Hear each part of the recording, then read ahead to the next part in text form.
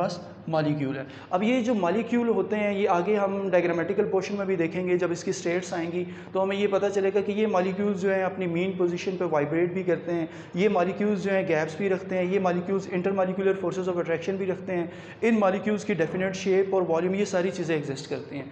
तो ये जो मॉलिक्यूल्स होते हैं ये पॉइंट नंबर इसका सेकंड मॉलिक्यूल्स के बारे में आएगा कि ये रिमेन इन कंटिन्यूस मोशन में भी रहते हैं। ये भी चीज़ हम देखेंगे जब इसको हम कंपैरिजन में लेके जाएंगे, तीनों के डिफरेंस निकालेंगे। इसके अलावा मॉलिक्यूल्स में हम ये भी देखेंगे कि फोर्सेस ऑफ अट्रैक्शंस होती हैं। जिस तरह हमारे पास इंटरमॉलिक्यूलर फोर्सेस ऑफ अट्रैक्शंस है क्योंकि वो मॉलिक्यूल्स के दरमियान प्रेजेंट होती हैं। वो मॉलिक्यूल्स के बारे में ये बताती हैं कि वहाँ पे उनका हीटिंग फैक्टर जो है वो कैसे इन्वॉल्व होगा उनके अंदर। जैसे कि अगर हम इन तीनों की पिक्चर्स बनाएं, क्योंकि मैंने आपको बताया था पॉइंट नंबर सेकंड में states of matter solid liquid gas है, तो इसी चैप्टर में हम इसका व्यू भी लेंगे। तो अगर सॉलिड लिक्विड और गैस की मैंने 3 डायग्रामेटिकल पोर्शंस बनाए हैं। अगर सॉलिड की आप बात करें तो सॉलिड में गैप्स नहीं होता मॉलिक्यूल्स के दरमियान। अब ये देखें ये सॉलिड भी एक मैटर की फॉर्म है। सो हम वही पढ़ रहे हैं जो मॉलिक्यूल्स हैं, जो कि हमने यहाँ पे लिखा है काइनेटिक मॉलिक्यूलर और मॉडल में, कि हम मॉलिक्यूल्स को डिस्कस कर रहे हैं ताकि मैटर का सारा एक व्यू मिल सके।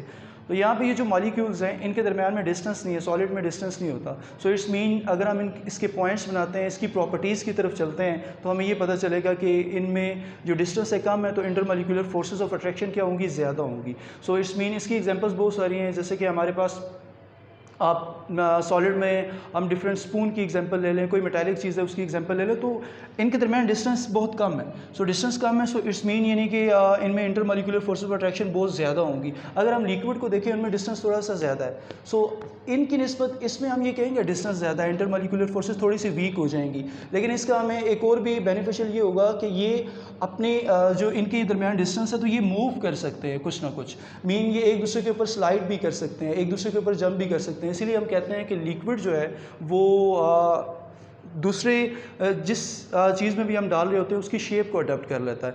अगर हम गैस की बात करें तो गैस के दरमियान बहुत ज़्यादा मॉलिक्यूल्स के दरमियान डिस्टेंस है। सो इसका मतलब है जब हम इसकी हीटिंग करेंगे, इसको हम फॉर एग्जांपल हीट प्रोवाइड करते हैं, तो ये जो मॉलिक्यूल्स होंगे ये कंटेनर के वॉल जो होगा जिस चीज़ में हम इसे प्लेस करेंगे उसके साथ भी स्ट्राइक करेगा, जबकि ये आपस में भी एक दूसरे के साथ कोलाइड करेंगे।